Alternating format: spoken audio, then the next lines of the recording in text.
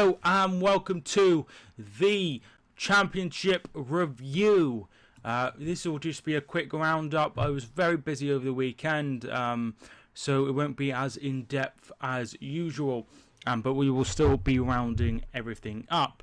So on Friday night, the EFL kicked off in a game between Birmingham and Swansea. So this ended up being a 0-0 draw. Birmingham remain undefeated away from home, 2 draws, the first against Norwich City and then the second against Swansea. Swansea had a 100% record until this game, but now they have an unbeaten record. 7 points from the first 3, a very, very decent record for Graham Potter. Saturday we go to Bristol City first and a 2-0 victory for Middlesbrough. So Middlesbrough stay top, 2 goals from Martin Braithwaite and Britt Asambalonga, giving them all 3 points. Borough are currently top with 10 points, having played a game more than Leeds. That will be rectified in midweek, where all the Championship teams are playing besides the teams that played on the first Tuesday night of the season. Hull City and Blackburn, 1-0 to Blackburn. This finished thanks to the only goal of the game from Bradley Dack, a very, very good player indeed. So this was the first 3 points of the season for Tony Mowbray's men. The first 3 points of the season, drawing the other 2 games, and they are currently mid-table with 5 points. Ipswich and Aston Villa, despite Ipswich being down to 10 men for over half of the game, this ended up being 1-1. So Jonathan Kodja gave Aston Villa the lead before 15 minutes later Chalabar scoring from a 3 kick, and then they had Idun sent off, Tayo and Dunn, but the scoreline remained 1-1. So really, really good point for Ipswich in those circumstances. That leaves Ipswich with 2 points from their opening 3 games, 2 draws and 1 defeat. Aston Villa, they have had 2 wins and 1 draw. Finally, we go to Leeds next. Luke Ayling and Kamar Roof with the goals. Roof has had an amazing start to the season. Really, really good 3 points. 33,000 people packed into Allen Road for this Yorkshire derby. Roof has had a very, very good start to the season. He's already on 3 goals in the league. So that's 3 wins from 3, and they're the only team now with a 100% record in the Championship. So really, really good start by Leeds.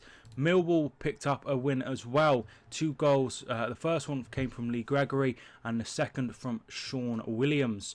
A late resurgence by Derby County with David Nugent netting, but they could not get a second, and it is a Millwall win. Millwall's first win of the season. The late game was between Preston North End and Stoke City, and Preston were the team that dominated the first half. They went in 2-1 at the break. Paul Gallagher scoring in the 40th minute, which started a scoring spree. 2 minutes later, Eric Peters equalised for Stoke City, but Graham Burke, the player, the Irish player, the player that scored for Ireland, the first player to score for Ireland, who played in the League of Ireland for about 40 years before moving over to Preston. He gave him a 2-1 lead at half-time on the stroke of half-time. Peter Crouch equalised after an hour, and that is how it remained. To Preston, they've had a win, a draw and a loss. Stoke City haven't won a game yet, with 2 draws and 1 defeat. Bolton continued their good form. They're currently still in the playoffs, 2 wins and a draw. Really, really good form. So they opened their account with West Brom away, and they won that one 2-1. Then they drew with Bristol City, and Will Shutt scored the only goal of the game here to give Bolton all 3 points at the Matchday Stadium. Sheffield United, after 2 defeats in 2, they've a much better form now with 2 wins in their last 2. A 2-1 victory over Norwich. A goal from John Egan gave them a good start after 10 minutes. Jordan Rhodes equalised just before the half-hour mark, and a late winner from Billy Sharp gave Sheffield United all 3 points. Concerning for Norwich City, they are currently on just 1 point and sit just outside the relegation zone. In the game of the weekend, West Brom hammered QPR 7-1. Incredible by Darren Moore's men. I did see a little bit of this, and QPR were all over the shop. Matty Phillips gave them the lead after half an hour, but 5 minutes later, Joel Lynch gave QPR an equaliser, and that's how it remained at half-time. However, after half-time, they were just all over the place. They gave away 2 penalties, both by Rodriguez. Dwight Gale got one.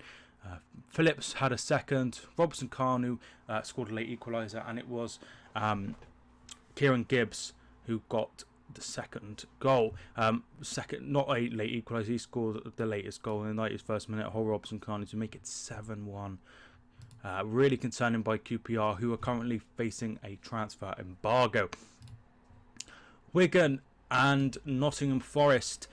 So this ended up a draw. Nick Powell giving Wigan the lead after just 2 minutes. Matty Cash equalised on 10, but a penalty by Will Grigg gave Wigan a 2-1 advantage at half-time.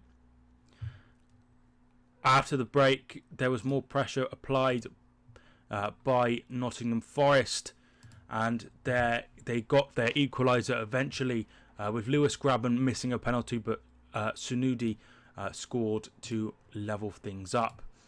So Nottingham Forest 3 draws out of their 4 games, so they've been struggling to turn those draws into wins. Just that one victory that come against Reading so far. Then on Sunday, there was also a game. Brentford, who've had a good start to the season, 2 wins, 1 draw. Draw coming against Stoke. They easily swept away Sheffield Wednesday. 2-0 victory.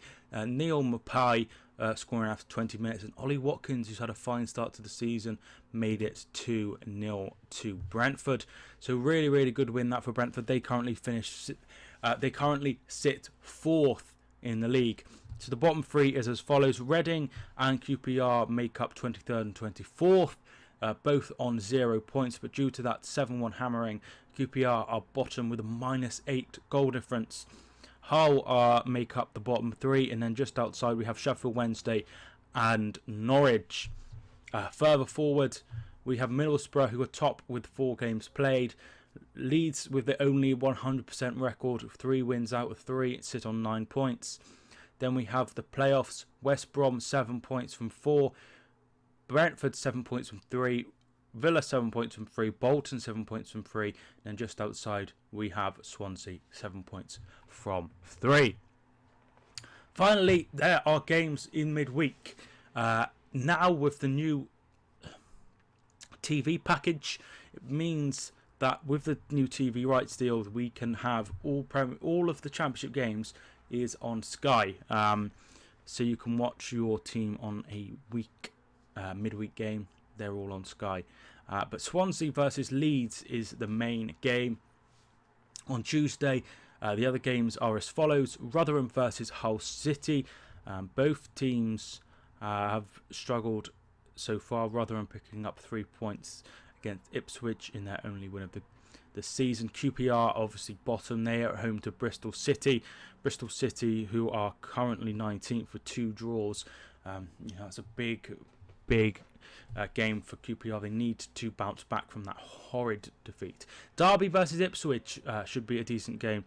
Not much between them, really. Derby are on 14th with 1 win and 2 defeats. Ipswich 2 draws and 1 defeat. And then Wednesday, there are more games. Aston Villa versus Brentford is the lead game. Aston Villa and Brentford currently sit 5th and 4th respectively in the table. Blackburn versus Reading. Reading also need to get off the mark, still on 0 points. Bolton versus Birmingham, 3 points there could really put Phil Parkinson's men amongst the best in the league, which would be absolutely fantastic. Norwich City versus Preston North End. And then we have Sheffield Wednesday versus Millwall. Sheffield Wednesday could do with getting something from that one. And then finally we round off with Stoke versus Wigan. Wigan obviously have 1 win, 1 draw and 1 defeat. Stoke are yet to feel the taste of victory. So yeah, there's some really important games. Some teams need to pick up some points at the moment, but you don't want to keep losing. It's really important that that Reading can get something. QPR need to bounce back. Can Bolton keep up their good form at the start of the season? Who will win out of Brentford and Villa? If Brentford go to Villa and win, that is a huge statement of intent. And finally, can Leeds remain with that 100% record when they go to Wales and take on Swansea City? Lots of questions that will be answered soon. So this will be, I won't be doing a preview and predictions of the midweek games, but I'm going to do a review maybe on Thursday or Wednesday night, but there will be a review somewhere. So that is your Sky Bet Championship review and roundup. Thank you so much for watching this video. I hope you enjoyed it. I could have done with putting a light on, but thank you so much anyway for tuning in. If you enjoyed this, I do a lot of EFL content, so feel free to check all that out anyway. Thanks so much for watching this video. My name is Mike, and I will see you soon.